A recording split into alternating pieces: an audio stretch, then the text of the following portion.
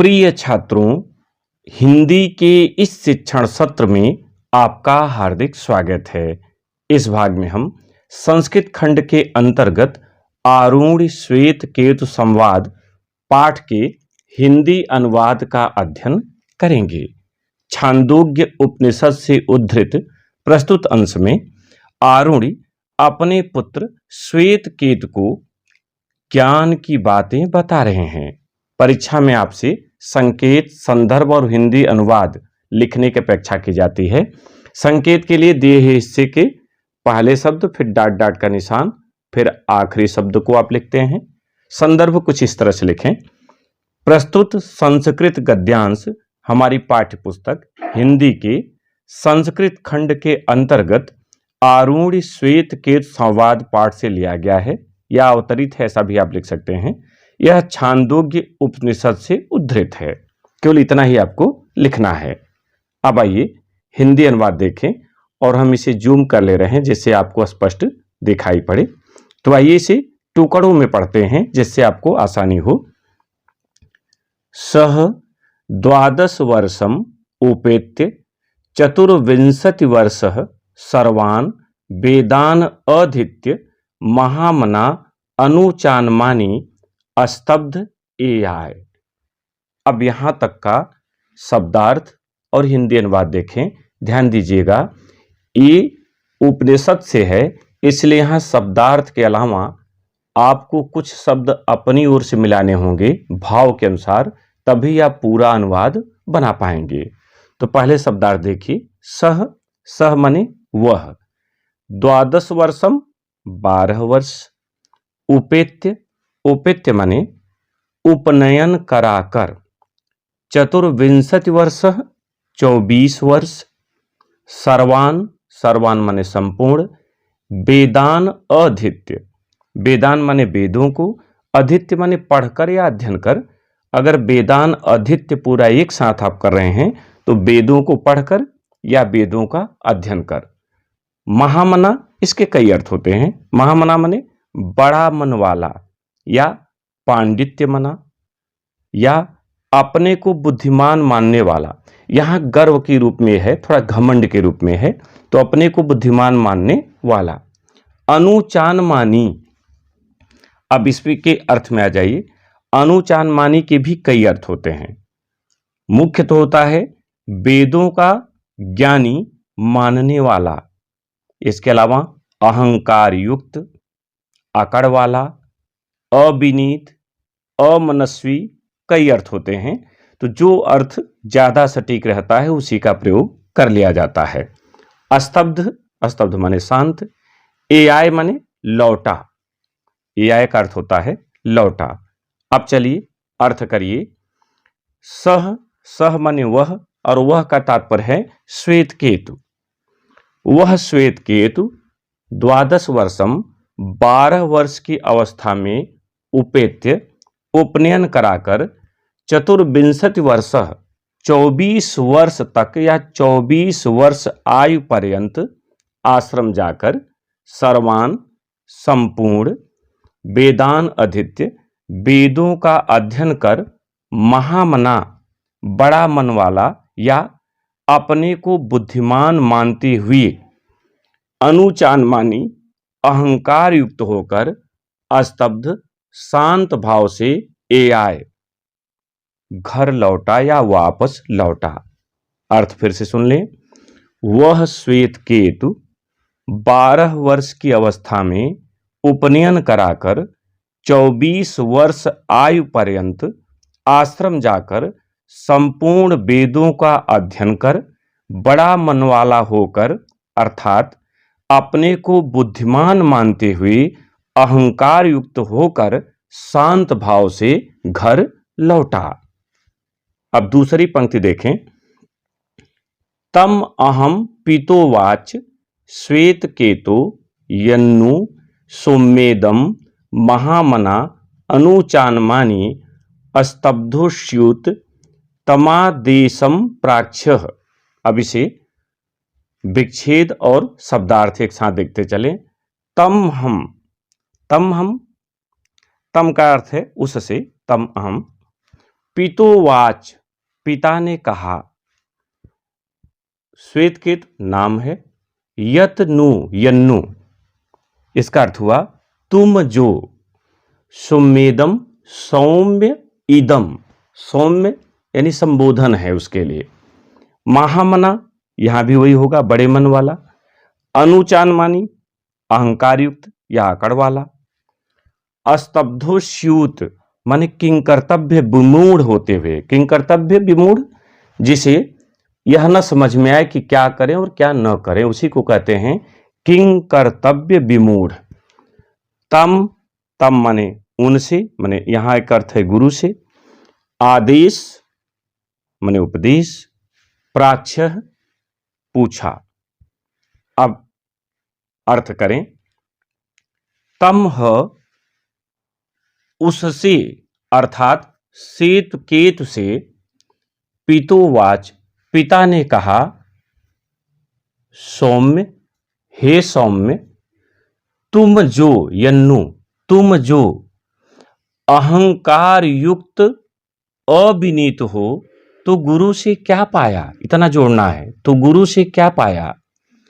उनसे अर्थात गुरु से वह आदेश पूछा है, वह उपदेश पूछा है। फिर से अर्थ सुन लें। उससे अर्थात श्वेतकेतु से पिता ने कहा, हे सौम्य, तुम जो अहंकार युक्त अविनीत हो, तो गुरु से क्या पाया। उनसे अर्थात गुरु से वह आदेश पूछा है, वह उपदेश पाया है। अब आगे आइए। श्वेतकेतुः आरुणे आस तम ह पितोवाच श्वेतकेतु वस ब्रह्मचर्यम। अब यहां तक शब्दार्थ और अनुवाद दोनों देखें। श्वेतकेतु यानी श्वेतकेतु नाम है। आरुणेय, आरुणेय माने आरुण का पुत्र, और श्वेतकेतु माने श्वेतकेतु यानी आरुण का पुत्र श्वेतकेतु। आस माने था। तम ह माने उससे। पितोवाच, पिता ने कहा। वस ब्रह्मचर्यम, वस माने पालन, और ब्रह्मचर्यम ब्रह्मचर्य का, तो वस ब्रह्मचर्यम ब्रह्मचर्य का पालन। अब आगे देख ले अर्थ इसका। श्वेतकेतु आरुणे, आरुण का पुत्र श्वेतकेतु, आस माने था। तमह उससे। पितोवाच, पिता ने कहा। श्वेतकेतु, हे श्वेतकेतु, वस ब्रह्मचर्यम, ब्रह्मचर्य का पालन करो, अर्थात अभी अध्ययन करो। क्यों कहा ऐसा, आगे देखिए। न वै सौम्य अस्मत् कुलीनो अनुच्य ब्रह्म बंधु इव भवतीति। इसका शब्दार्थ देख लें। न वै, अब यहां पर टुकड़े में करेंगे तो न माने हमारे हो जाता है, वै माने क्योंकि। सौम्य उच्चारण के लिए है, संबोधन के लिए है। अस्मत्, अस्मत् माने हमारे। कुलीनो, कुलीन कुल में। अन नहीं, अनुच्च हुआ। कुलीनो अन अनुच्च, कुल में कोई ऐसा नहीं हुआ। ब्रह्म बंधु इव, इसका अर्थ होगा ब्रह्म बंधु के समान ही। भवतीति, भवति धन इति, इति माने ऐसा, भवति माने होता है। अर्थ हुआ न वै सौम्य, क्योंकि हे सौम्य, अस्मत् कुलीनो, हमारे कुल में, अन अनुच्च, ऐसा कोई नहीं हुआ जो ब्रह्म बंधु इव भवतीत, ब्रह्म बंधु के समान न हो। इस पूरे का अर्थ हो जाएगा। आरुण का पुत्र श्वेतकेतु था। उससे पिता ने कहा, हे श्वेतकेतु, तुम ब्रह्मचर्य का पालन करो, अर्थात अभी अध्ययन करो, क्योंकि हे सौम्य, हमारे कुल में कोई ऐसा नहीं हुआ जो ब्रह्म बंधु के समान न हो, अर्थात ज्ञानी न हो। अब आइए अगले पर चलें। एन अश्रुतम श्रुतम भवति अमतम मतम अविज्ञातम विज्ञातम इति कथम नु भगवः स आदेशो भवतीति। अब एक एक शब्द का शब्दार्थ देख लें। एन माने जिसे, अश्रुतम अश्रुतम माने बिना सुना हुआ, श्रुतम सुना हुआ, अमतम का अर्थ होता है न समझा हुआ, मतम समझा हुआ, अविज्ञातम न जाना हुआ, विज्ञातम जाना हुआ। कथम नु, कथम माने क्या, कैसा, नु माने पूछा, भगवः भगवः का अर्थ होगा भगवन, और यहां इसका एक अर्थ होगा गुरु। स आदेशो भवतीत, भवतीत भवति धनित, स आदेशो वह आदेश। अब शब्दार्थ आपने जान लिया, हिंदी अनुवाद पर चलें। न वै नूनम, एना श्रुतम, श्रुतम इस पंक्ति में आप चले। एन अश्रुतम, एन माने जिसके, अश्रुतम बिना सुना हुआ, तो जिसके द्वारा बिना सुना हुआ, श्रुतम सुना हुआ हो जाता है, भवत हो जाता है, ये भवत यहां लगा हुआ है, इसको हर के साथ ले जाएंगे। अमतम, मतम, अमतम माने न समझा हुआ, मतम माने समझा हुआ हो जाता है। अविज्ञातम न जाना हुआ, विज्ञातम जाना हुआ हो जाता है। कथम नु भगव, क्या तुमने वह, यहां थोड़ा सा अपने से जोड़ना है, गुरु से पूछा है। तब श्वेतकेत ने पूछा, भगवन सह आदेशो भवतीत, वह आदेश कैसा है। फिर से इसका अर्थ सुन लें। जिसके द्वारा बिना सुना हुआ हो जाता है, न समझा हुआ हो जाता है, न जाना हुआ हो जाता है। क्या तुमने वह गुरु से पूछा है। तब श्वेतकेतु ने पूछा, भगवन वह आदेश कैसा है। अब आइए, न वै नूनम भगवन्तः एतद अवेदिषु एतद अवेदिष्यन् कथम में नावच्छन्यते इति भगवान त्वेव में तद ब्रवीत इति तथा सौम्य इति होवाच। अब एक एक शब्द का पहले अर्थ देखें, फिर हिंदी में अनुवाद। न वै नूनम, न का अर्थ होता है नहीं, नूनम निश्चय ही, न वै नूनम निश्चय ही वे, भगवन्तः, भगवन्तः माने गुरु, एतद माने इसको, अवेदिषु, अवेदिषु माने नहीं जानते, फिर एतद आपका आ गया। अवेदिष्यन माने जानते होते, यहां जो यत लगा है उसका अर्थ हो गया यदि। अवेदिष्यन जानते होते, कथम कैसे, क्यों, में माने मुझको, नावच्छन्यते नहीं बताते, भगवान माने भगवन, त्वेव माने तुम ही, तद वह या उसे, ब्रवीत बतलाइए, तथा ऐसा ही, सौम्य इति, सौम्य यहां संबोधन के लिए है, इति माने ऐसा, होवाच उनके पिता ने कहा। अब हिंदी अनुवाद देखें। न वै नूनम निश्चय ही वे, भगवन्तः मेरे गुरु, एतद अवेदिषु इसे नहीं जानते थे, यत अवेदिष्यन् यदि वे जानते होते, कथम में नावच्छन्नते, तो मुझे क्यों न बताते। भगवन, हे भगवन, अब आप ही, त्वेव तुम ही, आप ही, में तद ब्रवीत, मुझे वह बतलाइए। तब ऐसा ही हो, उसके पिता ने कहा, अर्थात तब उसके पिता ने कहा, सौम्य बतलाता हूं। इसका अर्थ पूरा फिर से सुन लें। निश्चय ही वे मेरे गुरुदेव इसे नहीं जानते थे। यदि वे जानते होते तो मुझे क्यों न बताते। अब आप ही मुझे वह बतलाइए। तब ऐसा ही हो, उसके पिता ने कहा, अर्थात तब उसके पिता ने कहा, सौम्य बतलाता हूं।